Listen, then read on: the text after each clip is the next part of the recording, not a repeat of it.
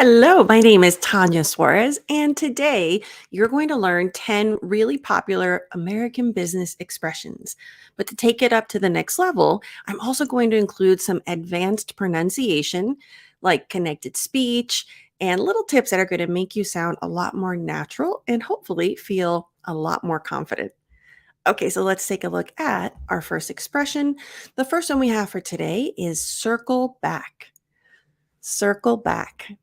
This means to return to a previous topic or discussion. So let's circle back to the budget later in the meeting. So this means to go back to. This is a great phrase when the meeting has maybe gone in a different direction and you're leading the meeting. You can say, okay, you know what? Let's circle back to what we were talking about earlier.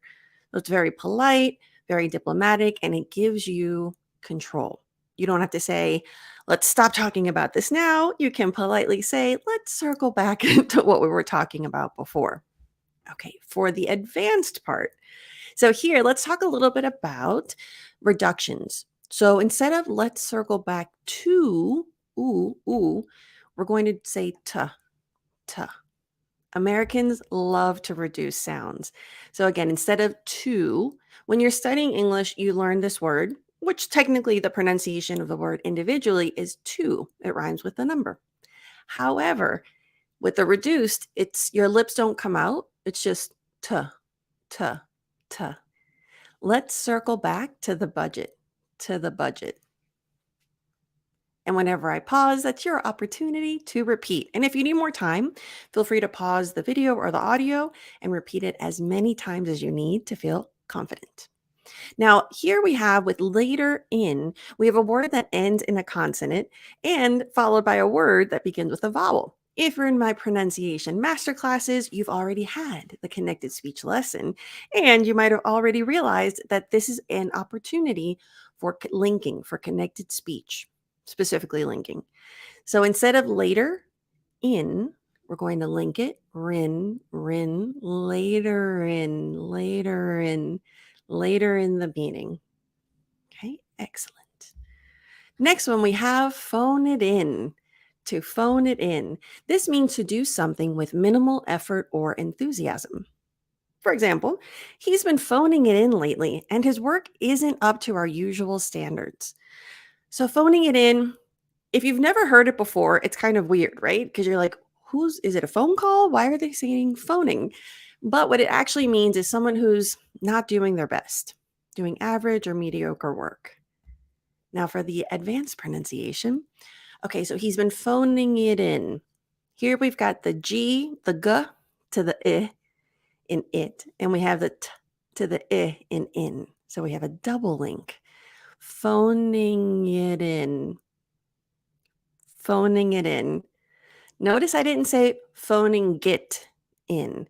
This is where you really want to pay attention to the subtlety of natural speech.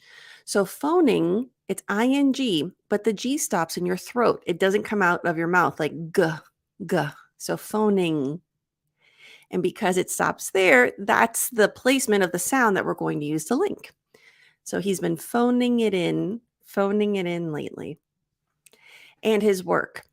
For this one, it depends on how you emphasize, to be honest. If you're saying and or and his work isn't, then you're going to hear the D and. But if you're not emphasizing and you're just speaking naturally and his work, a lot of times, probably most of the time, Americans will reduce the D and. So and his work. So that one's kind of optional for you. Clarity is number one. That's going to be your first and foremost priority. But if you're at this level that you're following me and you're learning from me, then start experimenting with this next level. The next one we have is run with it. Run with it. So notice fit. This means to take an idea or opportunity and make the most of it. So for example, we have a great concept for a new product. Let's run with it and see if we can turn it into a profitable venture. Okay, so for this one, I'm going to leave the text large so you can see it. We have a. Even though have ends with an E, which is a vowel, it's silent. So technically have ends with a V, a consonant sound. Because of that, it's followed by A. That's going to be a vowel sound so we can link. We have a, we have a. This is not an informal contraction. This is just natural speech. So if you're worried if this sounds professional or not, I promise you it does. So we have a great concept for a new. Not only do we link the R and fur to A, notice the pronunciation. So instead of fur, fur, fura, fura. So we have a reduction, for to fur, and we have connected speech linking with the R to the A, fura, for a new product. All right, let's see what other examples we have here. Let's run with it, with it. So we have the th. We have the unvoiced th, which is our next pronunciation masterclass, by the way. The unvoiced th, with I. So it's going to be with it, with it, and. Now, this one, even though technically it ends in a consonant and the next word begins with a vowel, it really is a very flexible, connected speech is very flexible depending on intonation, on purpose, on message. So if it feels right, do it. And when it doesn't, trust your instinct. So let's see, let's run with it and see. Okay, so if I'm enunciating, let's run with it and see. But if I'm saying it naturally, let's run with it and see. Let's run with it and see if we can turn it into. So you hear the linking. Once you hear linking and you know how it's done, the consonant to vowel, by the way, it's never vowel to consonant, so it's only consonant to vowel sounds. You'll hear it everywhere. Americans use this all the time. It's why a lot of times you think we sound like we speak fast. In addition to speed, it's because we don't have all the spaces that you might be putting into your words because you're properly articulating and enunciating every single one. So honestly, your English probably sounds more correct than a native speaker's, but at this level, we're going for natural. And it's a hard mindset to change because you've gone through most of your English learning trying to be correct, and now you have to let go a lot of that instinct and focus on what makes you sound the most natural. Next one is safe bet. Safe bet. This one means something that is considered to be a low risk option or a sure thing. Investing in blue chip stocks is generally considered a safe bet for long term gains. All right, so pronunciation here, investing in, again, investing in. Then we have blue chip stocks is. Now, this is interesting because even though is IS, the pronunciation of the S is a Z. So stocks ends in an S and is ends in a Z sound. So then we link it. Stocks is sizz, not sis, but sizz, like sizzle. Stocks is generally considered a safe bet for long-term gains for long-term. Next one, raise the bar. Raise the bar. If you're at Amazon or AWS, you know that you've got the bar raisers. Raise the bar. So this one means to set higher standards or expectations. An example is our company's goal is to raise the bar in terms of customer service and satisfaction. So our company's goal is to. So instead of to is to raise is. So this is compare correct versus natural. And again, you choose whatever works best for you. I just want to give you all the tools so that you know how to do anything that you want and then choose the one that works best. Okay, so our company's goal is to raise. Our company's goal is to raise. Liz, goal is to raise. Now, connected speech, here's the way you check it. It's not just speaking faster. If you can apply the connected speech while speaking slowly, then you're probably doing it right. If it only works when you speed through it, then you're probably just speaking faster. So that's a nice way to distinguish. Do you understand the concept enough to apply it, or do you still need to do some work? Okay, so goal is to raise the bar in, depending on if you pause there, right? The goal is to raise the bar in terms of. So because I paused there for effect, there's a little bit less linking. Terms of. So here we have another Z, terms, not terms. So once, this is where I just love this stuff, because when you're focusing on connected speech, you actually learn a lot about the pronunciation of words, because you have to figure out the ending with more accuracy in order to link it better. So in terms of, z, and then customer service and service and service. And so for me, if I say that kind of quickly, it's not even I don't open my mouth. It's really small in service and satisfaction. I reduce the D and I make a smaller mouth sound for the A. Okay. Next one we have is a hard stop. And this one, we use this one a lot in meetings. So this one means a firm or non-negotiable deadline or limit. For example, we have a hard stop at 5 p.m. today, so we need to make sure we stay on track with our agenda. This one's really helpful, especially if you need to hop on a meeting and you have to say, okay, I have a hard stop at 2, so that's why you're going to see me pop out. So that's explaining that you have to go. I would recommend don't say why. Number one, they don't need to know your personal life. By they, I mean the company.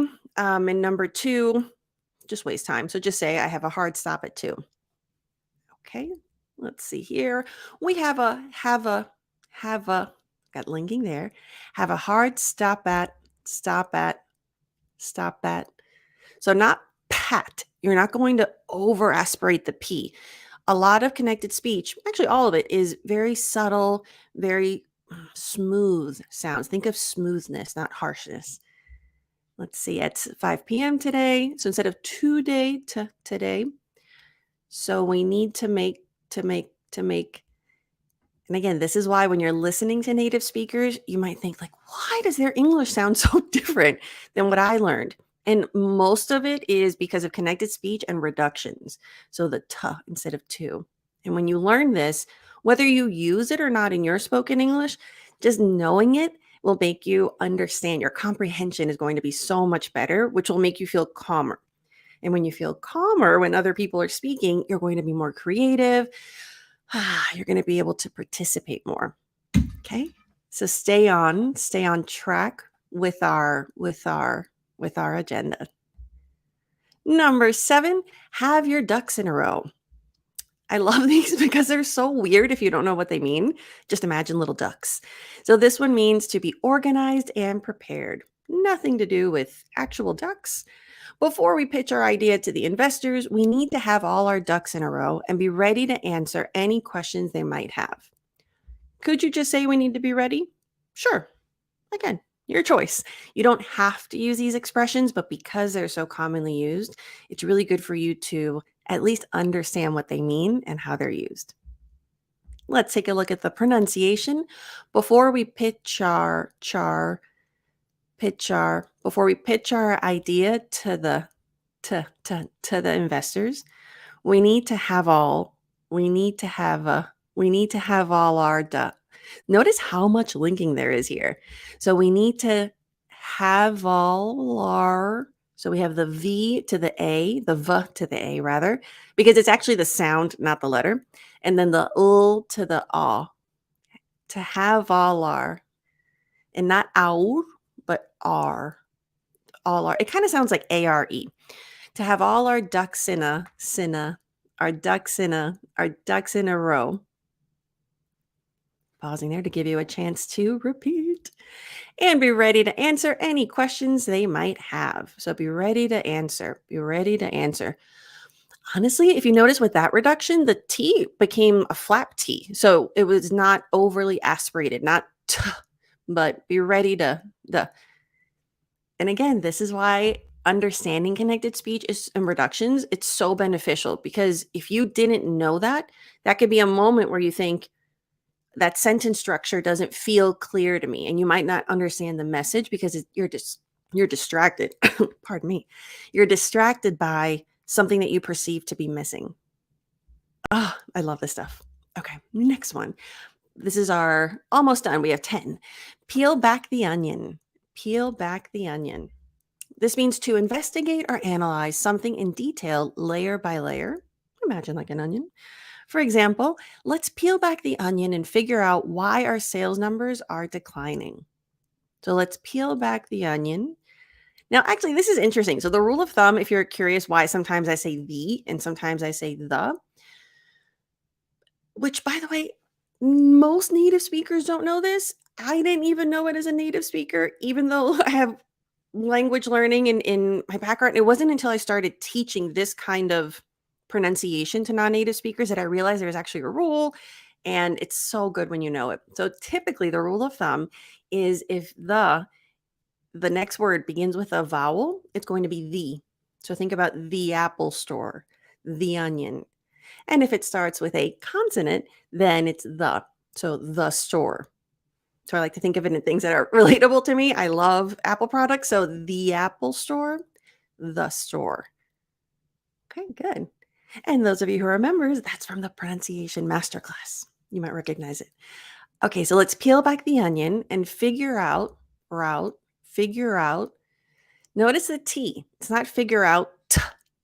My tongue goes into the T position, figure out, but there's no air. It's really important because when you're mimicking native speakers, you might be tempted to just drop the sound altogether. And sometimes with reductions, that is the case. But one of the things that is really important to distinguish is when is it completely dropped, reduced completely, eliminated? And when does a tongue still do the work, but the air is what's reduced? And that makes a big difference in clarity.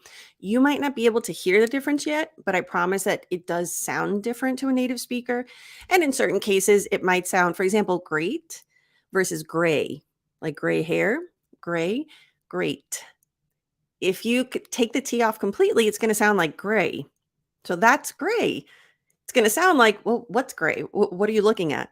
Versus that's great. My tongue is up and it's blocking and it registers to the person like you're saying great. Subtle differences, and they're so amazing once you get it because they're relatively simple. It's just knowing. You don't know what you don't know. So now that you know, you can work on applying. Okay, so let's peel back the onion and figure out why our sales numbers are numbers. So not S, but Z in this case. Numbers are declining. Good. And our second to last phrase of the day is low hanging fruit. So this means the easiest or most obvious targets or opportunities. For example, let's focus on the low hanging fruit and increase sales with our existing customers before pursuing new leads. So let's focus on son. Let's focus on. So there the S does sound like an S. Focus son. Focus on the low-hanging fruit and in so notice it's so small. The way we say and is so often reduced and then reduced again that if you feel like you miss it or it sounds like it's because that's what they're doing. So fruit and increase sales with our existing customers before pursuing new leads. So when you're listening to this, also listen to the intonation. Look at where I pause, look at how or listen to how I section the sentences. This is going to allow you to get familiar with the patterns of English and how we speak. So don't just look at the individual words, really understand the section. So now that you know you're listening for sections, you're going to hear this a little differently.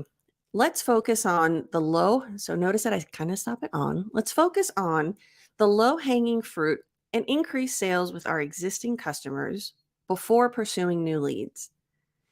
Now here, it would change if I'm saying low-hanging fruit and increase sales. So if I'm trying to emphasize that there are two goals, I would really, pronounce and fully. But because I'm not, I kind of shifted that pronunciation. So this is where your purpose, your message will also change the way you pronounce words and the way you connect. Love it. Okay, the last one for today, run it up the flagpole. Run it up the flagpole. This means to propose an idea or plan for consideration by others.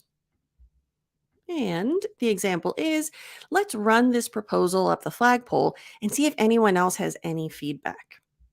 So this means This one's interesting because again, if you literally translate it, it's super confusing. You're like, what flagpole? Why are we running? But to run something up, in this case, if you imagine like pulling a flag, to run it up the flagpole, it means showing it to people. Typically, it means showing it to people in higher positions. So you want to make sure that the managers or the executives take a look at it. And for the pronunciation, let's run this proposal up the flagpole and see. So here it depends on how I read it. So I'm going to read it naturally, like I would in a meeting, for example, and listen to the rhythm, listen to where I pause for effect. So let's run this proposal up the flagpole and see if anyone else has any feedback. Okay, flagpole, and so run it up the flagpole and see if see if anyone else has any has any feedback. I'm telling you, you're going to want to listen to this again and pause a lot more. Now that you've built on your knowledge of what connected speech is, you're going to see it everywhere. But my one warning is, even though you'll now see it everywhere, don't try to use it everywhere. Find the places where it makes the most sense for you to start. For example, have is those are word pairings that are very high frequency. Start with those, start feeling more natural with that, and little by little add it. When you try to do everything all at once, it can be really overwhelming and discouraging. So just start little by little. Okay, thank you so much for joining me for today's live lesson on business expressions. If you would like more expressions, more business resources, or one-on-one coaching, or if you want to join our advanced pronunciation masterclasses, head over to tanyasuarez.com. And again, thank you so much for joining me. I really appreciate your time. Let me know in the comments where you're from, if you use English for work, or what other words I can help you with.